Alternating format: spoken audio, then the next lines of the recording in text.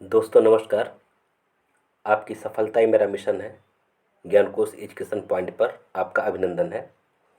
दोस्तों आज हम लोग एक शानदार प्रैक्टिस सेट पढ़ेंगे। प्रैक्टिस सेट नंबर 68 होगा ये। इसके पहले जो प्रैक्टिस सेट 67 तक अपलोड हो चुका है इधर लेटेस्ट।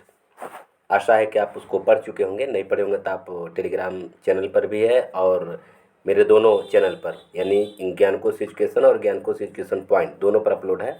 आप इसको पढ़ सकते हैं, ठीक है। और जो भी आपको यहाँ से प्रश्न मिल रहा है, काफ़ी शानदार प्रश्न मिल रहा है। आज हम लोग गद्य साहित्य का जो शुरुआती जो समय रहा है उससे संबंधित प्रश्नों को यहाँ लेकर उपस्थित हैं। और इसमें से एक प्रश्न जरूर परीक्षा में पूछा जाता है और आशा है कि इसमें से एक आध प्रश्न जरूर मिल जाना चाहिए। तो आइए देखते हैं पहला प्रश्न। लल्लू लाल की रचना माधव विलास का समय है। समय क्या है आपको ये बताना है कि लल्लू लाल की रचना का समय क्या है। क्या 1816 है ईस्वी, या 1817, या 1819, या फिर 1821। आपको सन बताना है, क्योंकि ये तो पता है कि माधव विलास लल्लू लाल की रचना है, लेकिन अब सन भी आपको तैयार करना पड़ेगा, तभी कल्याण होने वाला है। तो आपका पहले प्रश्न का उत्तर हो जाएगा बी, यानी कि 1817 ईस्वी, ठीक है। हम लोग प्रश्न नंबर 2 देखते हैं। दक्षिणी हिंदी के प्रथम गद्य लेखक हैं, कौन है आपको ये बताना है। दक्षिणी हिंदी के प्रथम गद्य लेखक कौन है।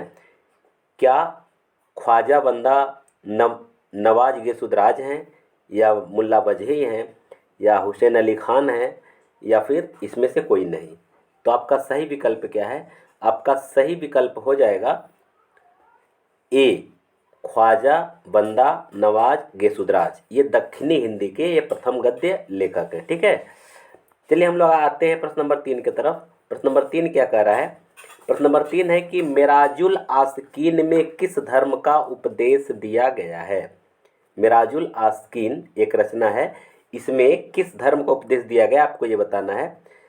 इस्लाम धर्म का, या सूफी धर्म का, या ईसाई धर्म का, या फिर कोई नहीं। इसमें से किस धर्म का उपदेश दिया गया है आपको ये बताना है। तो आपका सही उत्तर हो जाएगा 3 का हो जाएगा बी, सूफी धर्म का इसमें उपदेश दिया गया है, ठीक है ना। आइए हम लोग देखते हैं प्रश्न नंबर 4। प्रश्न नंबर 4 क्या कह रहा है। उर्दू साहित्य की प्रथम गद्य रचना है, क्या है आपको बताना है। उर्दू साहित्य की प्रथम गद्य रचना क्या है। क्या चार दरवेश है, या हिदायतनामा है, या तिला तिलावतुल वजूद है, या फिर सबरस है। कौन सही उत्तर आपको ये बताना है। तो आपका सही उत्तर हो जाएगा 4 का डी, सबरस। सबरस उर्दू साहित्य की प्रथम गद्य रचना है। आइए प्रश्न नंबर 5 हम लोग देखते हैं। कुतुब मुस्तरी के रचयिता कौन है। कुतुब मुस्तरी के रचयिता कौन है। क्या मुल्ला वजही हैं, या हुसैन अली खान हैं, या नवाज गेसुदराज हैं, या फिर लल्लू लाल हैं। तो सही विकल्प आपका क्या होगा। सही विकल्प आपका हो जाएगा ए, मुल्ला वजही, ठीक है ना। मुल्ला वजही कुतुब मुस्तरी के रचयिता हैं, ठीक है। दोस्तों तैयारी आप शानदार ढंग से करिए, क्योंकि संभावित है कि टीजीटी का एग्ज़ाम 15 जनवरी से 15 फरवरी के बीच में, यानी कि जनवरी से फरवरी के बीच में संभावित है। जिस तरह से खबर उड़ती हुई आ रही है, अभी ये एथेंटिक तो नहीं कहा जा सकता है, लेकिन फिर भी ऐसा लग रहा है। इसलिए आप लोग तैयारी जम करके करिए। यह सोच कर मत करिए कि जब कॉल लेटर जारी होगा, फिर जब डेट निश्चित होगा तब हम तैयारी करेंगे, उस तरह सफलता नहीं मिल सकती है। आपको तैयारी नियमित करते रहना है। और ज्ञानकोश एजुकेशन के, यानी इस ज्ञानकोश एजुकेशन पॉइंट पर नहीं, ज्ञानकोश एजुकेशन पर करीब करीब 400 के आसपास वीडियो आपको, लेक्चर वीडियो मिलेगा, प्रैक्टिस सेट मिलेगा, बहुत सारा चीज़ है। आप वहाँ से तैयारी करते रहिए। और यहाँ से प्रतिदिन अब प्रैक्टिस सेट तैयार करवाया जाएगा। 25-25 प्रश्नों का श्रृंखला आप यहाँ से पाएंगे और शानदार प्रश्न पाएंगे। चलिए प्रश्न नंबर 6 हम लोग देखते हैं। चार दरवेश फारसी से दक्षिणी भाषा में अनुवाद किया। चार दरवेश का फारसी भाषा मूल पुस्तक है ये, तो इसको दक्षिणी भाषा में अनुवाद किसने किया आपको ये बताना है। क्या ये मुल्ला वजही ने किया, या हुसैन अली खान ने किया, या नवाज गेसुदराज ने किया, या फिर लल्लू लाल ने किया? आपको ये बताना है इसका सही उत्तर क्या होगा। तो आपका सही उत्तर हो जाएगा 6 का बी, हुसैन अली खां। हुसैन अली खां जो है चार दरवेश का फारसी से दक्षिणी में अनुवाद किए थे। आइए प्रश्न नंबर 7 हम लोग देखते हैं। रस्मो रिवाजो भाखा का दुनिया से उठ गया है, यह किसका कथन है? आपको ये बताना है। क्या ये मुल्ला वजही का है, या वैकुंठमणि शुक्ल का है, या मुंशी सदा सुखलाल का है, या फिर लल्लू लाल का है? किसका है आपको ये बताना है। रस्मो रिवाज भाखा का दुनिया से उठ गया। तो आपका 7 का सही उत्तर हो जाएगा सी, मुंशी सदा सुखलाल। मुंशी सदा सुखलाल का ये कथन है। आइए प्रथम राठ हम लोग देखते हैं। दक्षिणी गद्य की प्रथम पुस्तक है। दक्षिणी गद्य की प्रथम पुस्तक क्या है आपको ये बताना है। मेराजुल आस्कीन, हिदायतनामा, तिलावतुल वजूद और सबरस। ये 4 विकल्प आपके सामने हैं। मेराजुल आस्कीन, हिदायतनामा, तिलावतुल वजूद और सबरस। तो आपका 8 का सही उत्तर क्या होगा? आपका 8 का जो सही उत्तर होगा वह हो जाएगा ए, मेराजुल आस्कीन। ये दक्षिणी गद्य का प्रथम पुस्तक माना जाता है मेराजुल आस्कीन। ठीक है। आइए प्रथम 9 हम लोग देख लेते हैं। मुंतख बारीक किसकी रचना है? मुंतख बारीक किसकी रचना है? क्या ये सदल मिश्र का है, या वैकुंठमणि शुक्ल का है, या मुंशी सदा सुखलाल का है, या फिर लल्लू लाल का है? किसका है आपको ये बताना है। तो आपका सही उत्तर क्या हो जाएगा? आपका सही उत्तर हो जाएगा 9 का सी, मुंशी सदा सुखलाल। ये मुंशी सदा सुखलाल की रचना है। आइए प्रश्न नंबर 10 हम लोग देखते हैं। हितोपदेश की कहानियों से लल्लू लाल ने किस पुस्तक की रचना किया? आपको ये बताना है हितोपदेश की कहानियों से किस पुस्तक की रचना किया। क्या माधव विलास की रचना किया, या राजनीति की रचना किया, या बैताल पचीसी की रचना किया, फिर सिंहासन बत्तीस की रचना किया? किसकी रचना किया आपको ये बताना है। तो आपका सही उत्तर हो जाएगा बी, राजनीति। हितोपदेश की कहानियों से लल्लू लाल ने राजनीति नामक पुस्तक की रचना किया। ठीक है ना। आइए प्रश्न नंबर 11 में देखते हैं। माधव विलास किस प्रकार का काव्य है? माधव विलास किस प्रकार का काव्य है? क्या प्रबंध काव्य है, या मुक्तक काव्य है, या चंपू काव्य है, अथवा महाकाव्य है? किस प्रकार का काव्य है? अब देखिए माधव विलास से आपको 2-3 तरह से प्रश्न बन सकते हैं। लगभग सारे संभावित प्रश्न हम आपको बता दे रहे हैं। किसकी रचना है, इसका प्रकाशन वर्ष क्या है, और किस प्रकार का काव्य है। ठीक है ना। तो आपका सही उत्तर हो जाएगा सी, चंपू काव्य है ये। ठीक है। चलिए प्रश्न नंबर 12 हम लोग देख लेते हैं। भाषा कायदा किस प्रकार की रचना है? भाषा कायदा किस प्रकार की रचना है? उर्दू भाषा व्याकरण की रचना है, या ब्रज भाषा व्याकरण है, या फारसी भाषा व्याकरण है, या फिर अवधी भाषा व्याकरण है? तो किस प्रकार का ये रचना है आपको ये बताना है। तो 12 का आपका सही उत्तर क्या हो जाएगा? आपका 12 का सही उत्तर हो जाएगा बी, ब्रजभाषा व्याकरण। ये ब्रजभाषा व्याकरण है, भाषा कायदा। ठीक है। आइए प्रश्न नंबर 13 हम लोग देखते हैं। नचिकेता की कथा को आधार बनाकर कौन सा ग्रंथ लिखा गया? नचिकेता की कथा को आधार बनाकर कौन सा ग्रंथ लिखा गया? देखिए जो भी प्रश्न आप यहाँ से पाएंगे वो बहुत ही शानदार प्रश्न पाएंगे और डीपली प्रश्न आप यहाँ से पाएंगे। तो पहला विकल्प आपका क्या है? उदयभान चरित है, या चंद्रावली है, या प्रेम सागर है, या फिर सुख सागर है? तो नचिकेता की कथा को आधार बनाकर कौन सा ग्रंथ लिखा गया आपको ये बताना है। ध्यान से पढ़िएगा और ध्यान से इसका उत्तर दीजिएगा। तो आपका सही उत्तर क्या हो जाएगा? सही उत्तर हो जाएगा 12 का 13 का क्या हो जाएगा? बी, यानी कि चंद्रावली। और जैसा कि आप जानते हैं चंद्रावली का एक और नाम है जिसको हम कहते हैं नासिकेतोपाख्यान। तो मैं चंद्रावली इसलिए दिया हूँ कि क्या पता कई प्रश्न अगर इसी तरह से बदल करके पूछ दिया जाए तो आप कंफ्यूज हो जाएंगे। तो ध्यान रखिए कि जिन पुस्तकों का 2-2 नाम है इस तरह से आपको उलझाने के लिए प्रश्न दिया जा सकता है। जैसे उदयभान चरित की बात हम करते हैं तो उदयभान चरित आप जानते हैं इसका एक दूसरा नाम भी है। आशा है कि आप अच्छी तरह सब लोग जानते होंगे, तो इसका अगर नाम पता है तो आप जरूर बताएंगे, उदयभान चरित किसको कहते हैं। तो हो सकता है कि अगर उस तरह से प्रश्न पूछ दे, उससे कुछ प्रश्न पूछ दे, तो इन सब चीज़ों पर भी आपको ध्यान रखना पड़ेगा। इसलिए मैं इंगित करा रहा हूँ कि प्रश्न किस तरह से पूछा जा सकता है, और प्रश्नों का लेवल कैसा आप कमेंट करके हमें अवश्य बताएं, और कितना प्रश्न सही हुआ यह भी आप हमें अवश्य बताएं, ठीक है ना। बाकी लाइक शेयर और सब्सक्राइब करना तो आपके ऊपर निर्भर करता है आप क्या करेंगे।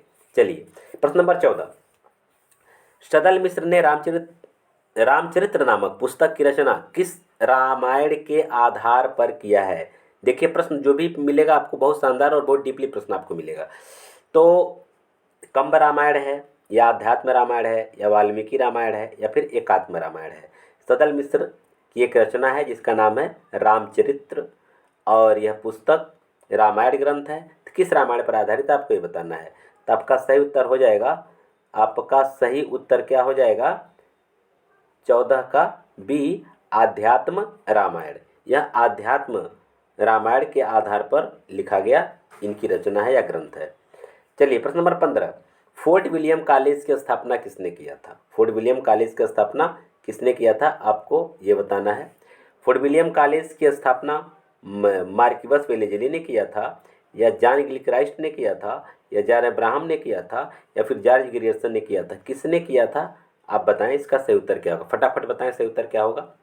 तो आपका सही उत्तर हो जाएगा ए, मार्किवस वेलेजली। मार्किवस वेलेजली जो है इसका स्थापना किया था। आइए प्रश्न नंबर हम लोग देखते हैं 16। प्रश्न नंबर 16 क्या कह रहा है, हिंदी में बाइबिल का अनुवाद किसने किया। हिंदी में बाइबिल का अनुवाद किसने किया आपको ये बताना है। क्या हेनरी मार्टिन ने किया, या विलियम केरे ने किया, या जॉर्ज अब्राहम ने किया, या फिर जॉर्ज ग्रियर्सन ने किया। किसने किया, ये चारों में से आपको ये बताना है। तो फटाफट उत्तर दीजिए, आपका सही उत्तर क्या है। तो आपका सही उत्तर हो जाएगा 16 का बी, यानी कि विलियम केरे। विलियम केरे जो है बाइबिल का हिंदी में अनुवाद किया था। अब अगला प्रश्न और भी शानदार है, बाइबिल का हिंदी और उर्दू दोनों भाषाओं में अनुवाद किसने किया था। बाइबिल का हिंदी और उर्दू दोनों भाषाओं में अनुवाद किसने किया था। प्रश्न नंबर 17, क्या हेनरी मार्टिन ने किया था, या विलियम केरी ने किया था, या जॉर्ज अब्राहम ने किया था, या मार्किवस वेलेजली ने किया था। सही उत्तर क्या होगा। तो आपका सही उत्तर हो जाएगा 17 का ए, हेनरी मार्टिन ने किया था। आइए हम लोग 18 देखते हैं। प्रश्न नंबर 18, सत्यार्थ प्रकाश का प्रकाशन वर्ष है क्या है आपको ये बताना है। सत्यार्थ प्रकाश का प्रकाशन वर्ष क्या है। तो आपका 1875 है, या 1876 है, या 1874 है, या फिर 1873 है।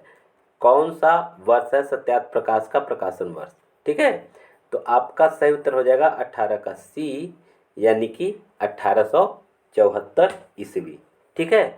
चलिए प्रश्न नंबर 19 हम लोग देखते हैं, बनारस अखबार के विरोध में कौन सा अखबार निकला। बनारस अखबार के विरोध में कौन सा अखबार निकला था आप ये बताएंगे।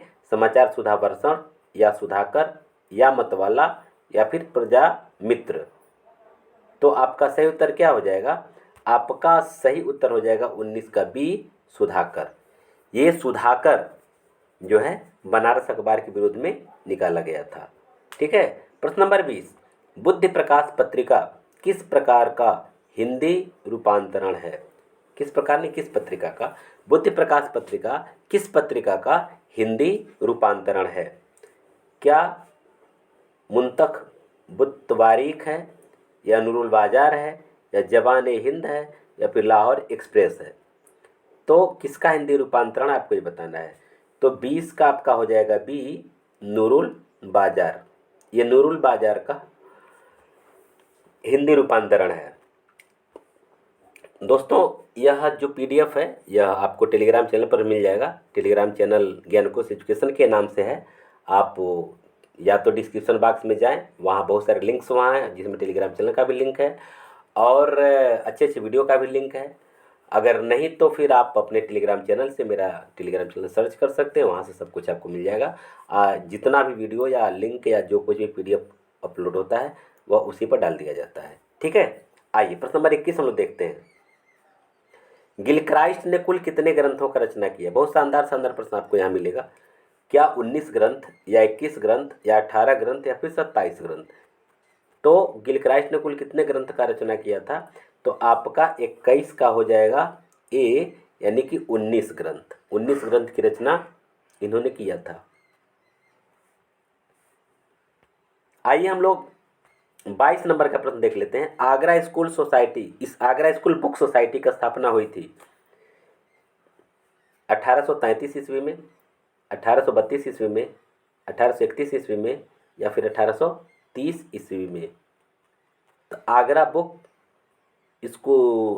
स्कूल बुक सोसाइटी, ठीक है ना। तो 22 का आपका सही उत्तर हो जाएगा ए, क्या? 1833 ईस्वी में। आइए हम लोग 23 देखते हैं। A grammar of the Hindustani language पुस्तक की रचना किसने किया है, आपको ये बताना है। तो 23 का आपका सही उत्तर क्या हो जाएगा? जॉन म्यूर, मार्समैन, गिलक्राइस्ट या जॉर्ज ग्रियर्सन? आपका सही उत्तर क्या हो जाएगा?